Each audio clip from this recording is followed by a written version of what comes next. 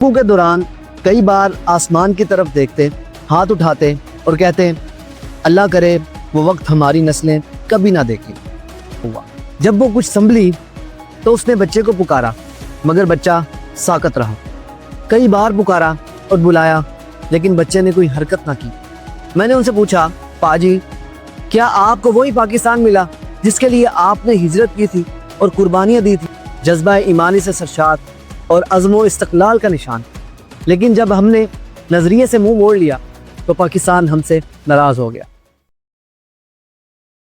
अस्सलाम वालेकुम दोस्तों, जब कोई काम रिवाज की सूरत इख्तियार कर लेता है तो गुजरते वक्त के साथ इस काम के पीछे का मकसद धुंधला पड़ने लगता है।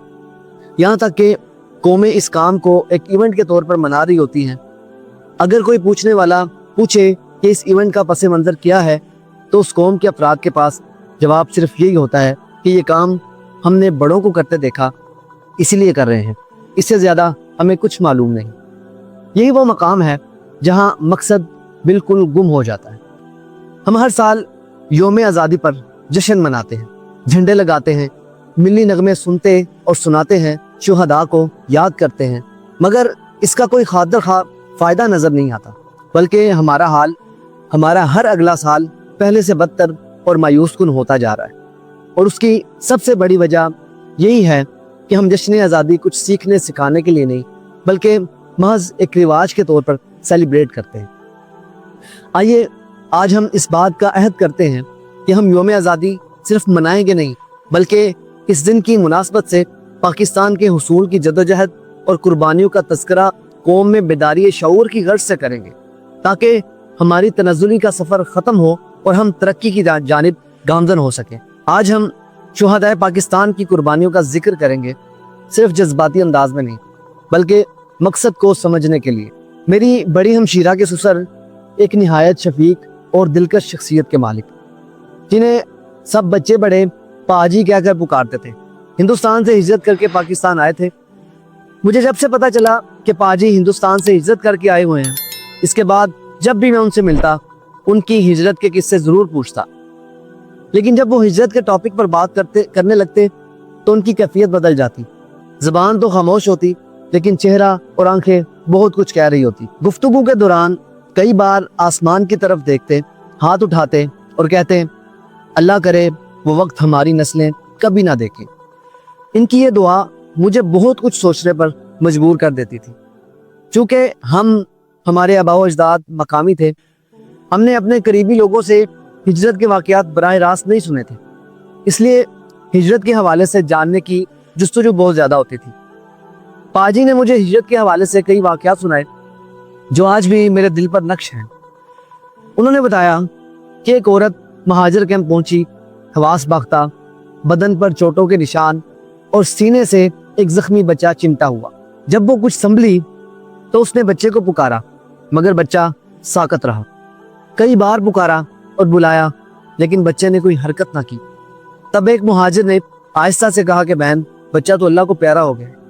औरत ने ये बात सुनी, इन्ना लिल्लाहि व इन्ना इलैहि राजिऊन पढ़ा और खामोश होकर रह गई।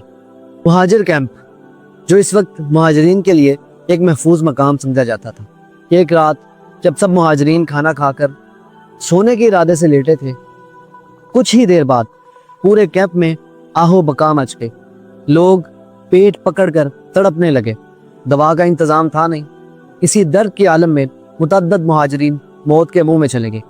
बाद अज़ां ये मालूम हुआ कि खिरात के नाम पर कैंप में आने वाले आटे के कुछ ज़ख़ीरा में गंदम के साथ कांच पीस कर मुहाजिरीन के लिए भेजा गया था। यानी दुश्मन ने मुसलमान मुहाजिरीन को तकलीफ पहुंचाने का कोई मौका हाथ से जाने नहीं दिया, और उसकी वजह सिर्फ इस बात का मलाल था कि जिनको हमने अपनी गुलामी में रखना था, जो हमारे लिए तरनवाला थे, वो अलग मुल्क बना बैठे। मैंने पाजी से पूछा, अगर आप अपने घर में ही रहते तो क्या आप महफूज थे? उन्होंने बताया कि कुछ लोग तो घरों में भी महफूज नहीं थे, अलबत्ता अक्सरियत अगर अपने घरों में रहती, वो हिजरत ना करती, तो उनको किसी भी किस्म का नुकसान, इसका अंदेशा नहीं था। मैंने इस पर फिर कहा कि अगर आप घरों में महफूज थे तो क्यों आपने इतना रिस्क लिया?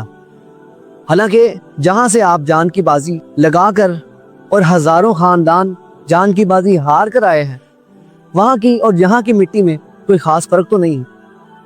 اس پر پاجی تڑپ کر بولے، بیٹا بات مٹی کی نہیں، بات نظریہ کی تھی۔ جس نظریے نے ہمیں جانے، گھر، عزت سب کچھ چھوڑنے پر مجبور کیا، وہ نظریہ تھا لا الہ الا اللہ محمد رسول اللہ۔ اور پاکستان اس نظریہ کی عملی شکل کا نام ہے۔ جب پاکستان کا مطلب لا الہ الا اللہ بن گیا، پھر پاکستان محض زمین کا ٹکڑا نہیں رہا، بلکہ مسلمانوں کے لیے ایک مقدس مقام بن چکا تھا۔ اور اس مقام کی عظمت اور تقدیس نے ہی لاکھوں مسلمانوں کو ہر خطرہ مول لینے پر آمادہ کر دیا۔ میں نے ان سے پوچھا، پاجی کیا آپ کو وہی پاکستان ملا جس کے لیے آپ نے ہجرت کی تھی اور قربانیاں دی تھی؟ میری توقع تھی کہ اب پاجی کی زبان سے شکووں اور شکایتوں کی ایک طویل داستان سننے کو ملے گی، مگر پاجی نے نرمی سے مجھے کہا، بیٹا تم لوگوں نے آزاد پاکستان میں آنکھ کھولی ہے، اس لیے شاید تم پاکستان کی قدر نہیں جانتے۔ اگر تم لوگوں نے کبھی غلامی دیکھی ہوتی تو ایسا سوال کبھی نہ کرتے۔ ہاں یہ حقیقت ہے کہ جو پاکستان آج ہم دیکھ رہے ہیں، ہم سے وعدہ اس پاکستان کا نہیں تھا، لیکن یہ بھی سچ ہے کہ آج کا پاکستان 1947 والا پاکستان نہیں ہے۔ ہمیں واقعتاً کلمے والا پاکستان ہی ملا تھا، جذبہ ایمانی سے سرشار اور عزم و استقلال کا نشان۔ لیکن جب ہم نے نظریے سے منہ موڑ لیا تو پاکستان ہم سے ناراض ہو گیا۔ لیکن مجھے یقین ہے کہ عنقریب پاکستان اپنا اصل مقام حاصل کر لے گا، لیکن اس کے لیے ہمیں نظریہ پاکستان کو سینے سے لگانا ہوگا۔ پاجی کے ان الفاظ کے دوران اقبال کی صدا بھی میرے کانوں میں گونج رہی تھی۔ اقبال فرما رہے تھے، نہیں ہے نا امید اقبال اپنی کشتے ویراں سے، ذرا سی نم ہو تو یہ مٹی بڑی زرخیز ہے ساقی۔ دوستو، جنہوں نے پاکستان کے لیے قربانیاں دی، وہ لوگ پاکستان سے کبھی مایوس نہیں ہوئے، بلکہ امید کے چراغ ہمیں سونپ کر دنیا سے رخصت ہو گئے۔ اب یہ فیصلہ ہمیں کرنا ہے، کیا ہم ان کی امیدوں کو زندہ رکھیں گے یا اپنی غفلتوں کی وجہ سے اپنی نسلوں کو بحرانوں کے حوالے کر دیں گے۔ ایک اور اہم بات یہ ہے کہ ہمیں اپنی ناکامیوں اور کمزوریوں کو تسلیم کرنے کے ساتھ اس حقیقت سے بھی باخبر رہنے کی ضرورت ہے کہ پاکستان کی موجودہ صورتحال میں ہماری ناکامیوں کمزوریوں کے ساتھ ان دشمنوں کا بہت بڑا کردار ہے جن کو نہ پاکستان قبول ہے نہ نظریہ پاکستان۔ یہ دشمن قیام پاکستان کے ساتھ ہی سرگرم ہو گئے تھے اور ان کی سازشیں آج بھی جاری ہیں۔ پاکستان سیریز کی اگلی قسط میں ہم انہی سازشوں پر بات کریں گے جو آج کے حالات کی جڑ ہیں۔ اگر آپ چاہتے ہیں یہ پیغام زیادہ سے زیادہ لوگوں تک پہنچے تو ویڈیو کو لائک کریں، شیئر کریں اور کمنٹ میں اپنی رائے کا اظہار ضرور کریں۔